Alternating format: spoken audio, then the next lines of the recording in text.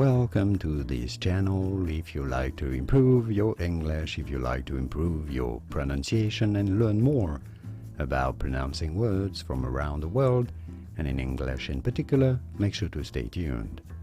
So we are looking at how to pronounce the prefix EX when it's obviously at the beginning of a word. So there are two different ways of pronouncing this.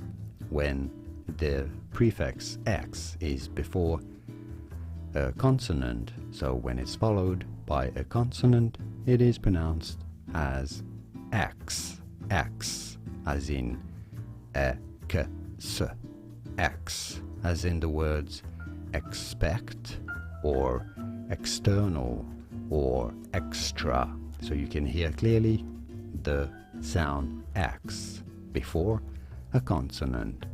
When it's before a vowel, though, it is pronounced as eggs, eggs, so with a G sound, a G sound, more than a K sound in this case, as in exit, exit. You can clearly see the G sound, the G sound, not a K sound. You do not say exit, but rather exit, or exhibit, or exotic, or exasperate, or exact, or examine.